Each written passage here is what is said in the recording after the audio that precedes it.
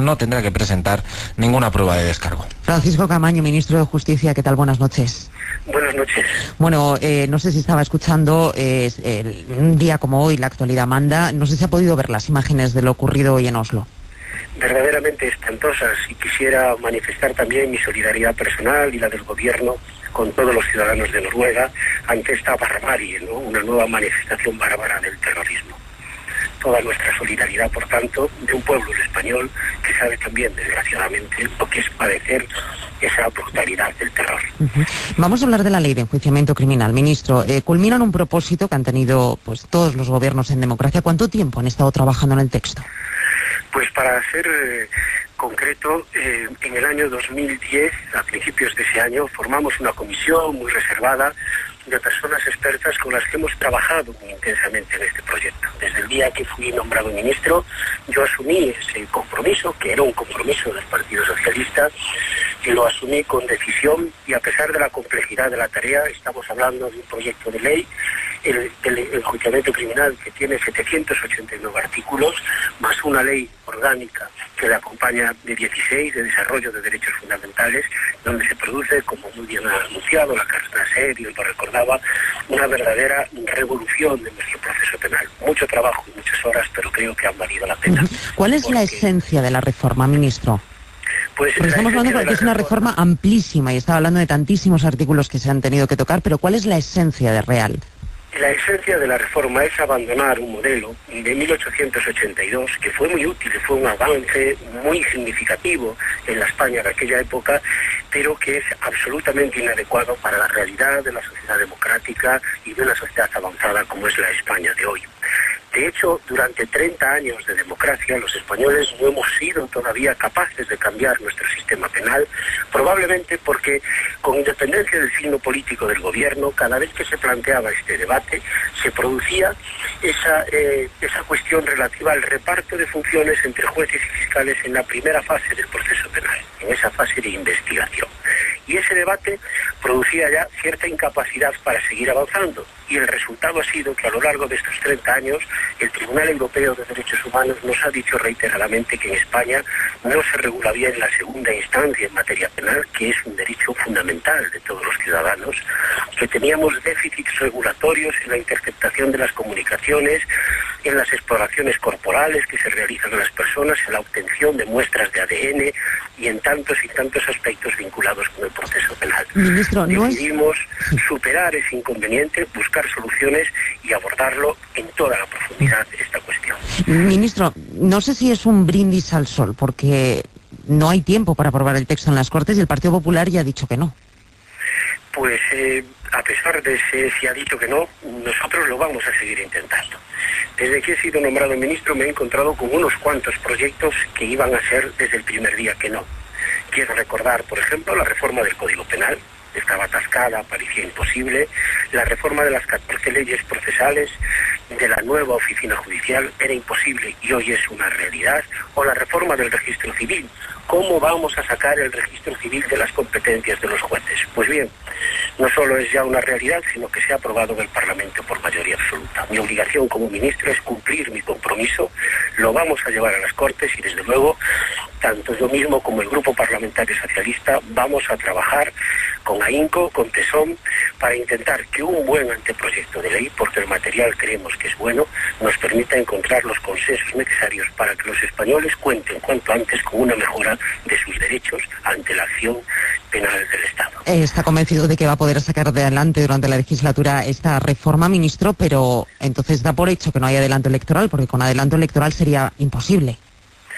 Yo desde luego confío en el escenario que tenemos, en el escenario de agotar la legislatura, y en eso es como tengo desde mi responsabilidad como ministro que programar mi tarea y mi trabajo, y en ello estoy desde el primer momento. Bueno, con esta ley, ministro, dice que se refuerza el papel de los jueces, pero ¿por qué han sido tantas las críticas desde la asociación mayoritaria, desde la AP? Pues es bastante difícil de explicar si tenemos presente una cuestión que a mí me parece clave en toda esta materia. Solamente España ya es el único país donde un juez que en lugar de juzgar investiga. Y es lo que nos pasa hoy con el juez instructor. en todos los países de nuestro entorno democrático, quedaba Francia y lo está cambiando de manera rapidísima todo su proceso penal, la investigación la lleva siempre el fiscal. Algún sector de la judicatura considera que eso no debe ser así. Sin embargo, nosotros consideramos, como han considerado el resto de los estados democráticos, que es la mejor solución por una razón. Cuando el juez investiga, parece que está juzgando. Y sin embargo, frente a ese ciudadano investigado, no hay ni siquiera una acusación. Cuando un juez adopta diligencias de investigación, parece que está practicando pruebas, y las únicas pruebas válidas son las que se celebran en el acto del juicio. Y claro, el modelo que tenemos hoy hace que el juez que investiga sea el mismo que decide que la persona investigada está en libertad o está en prisión, que se puede entrar en el domicilio de esa persona, que se le puede interceptar el correo o las comunicaciones, y es el mismo juez que decide si se tiene o no que sentar en el banquillo. A nosotros nos parece un modelo mucho mejor el de un juez que precisamente sea y esté distante de la investigación, que la controle desde la neutralidad, y que exista un debate entre el investigado y su abogado y el Ministerio Fiscal, y que por supuesto todos los actos del fiscal estén controlados por el juez.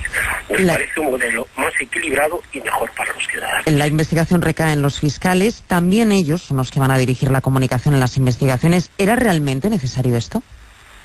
Perdón, ¿era realmente necesario que la investigación pasase a la Fiscalía? Y que dirigieran la comunicación, entre otras cosas, dirigir, por ejemplo, la comunicación en las investigaciones.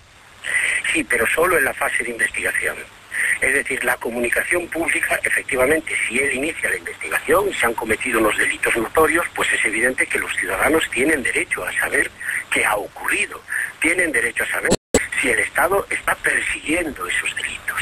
Y lo que se dice es que esa información no la tiene que dar la policía una vez que se inicia la investigación y la asume el fiscal y lo comunica al juez y a las personas investigadas, sino que la tiene que asumir el fiscal, y él tiene la obligación de comunicar a la ciudadanía los elementos objetivos de lo que se está investigando. Y tiene además, lo dice expresamente el anteproyecto de ley, la obligación de hacerlo a todos los medios de comunicación por igual y salvando en todo lo posible la intimidad y la presunción de inocencia de las personas. Tampoco ha caído demasiado bien, ministro, el hecho de que no se pueda divulgar el contenido de las comunicaciones intervenidas, o incluso el poder hablar de la identidad de los detenidos. ¿Cómo se les va a poder identificar con esta nueva ley? ¿Cómo vamos a poder hacerlo los periodistas? No, vamos a ver, se podrán identificar. Una cosa es cuando hay que buscar a una persona, y por tanto, obviamente, la policía puede identificar a personas que se buscan por la comisión de un delito, y otra cosa es cuando se produce la investigación y se practican diligencias de investigación previas. Todavía no sabemos si esas personas han cometido o no un delito, solo lo estamos investigando, y esas personas tienen una cosa que se llama presunción de inocencia. Y por tanto el fiscal debe atender a la naturaleza de ese delito y obrar en consecuencia con el mismo. Porque mientras no exista una mínima acusación y solo estemos en fase de investigación, lo lógico es respetar la intimidad, la imagen y la presunción de inocencia de las personas. Tan pronto exista una acusación formalizada, por supuesto se tiene que comunicar, existe sobre estas personas, o si se adoptan determinadas medidas, como es la puesta a disposición judicial y el ingreso en prisión, por supuesto. Hablamos de los supuestos de investigaciones, por así decir, ordinarias, donde se está investigando y solo se le comunica a la persona: usted está siendo objeto de investigación, se le informa para que ella con su abogado pueda defenderse de las diligencias que abra el fiscal. Pues Francisco Camaño, ministro de Justicia, muchísimas gracias por habernos explicado todo esto en Hora 25. Buenas noches. Muchísimas gracias, muy amables. Buenas noches. Hora 25. Imagínate que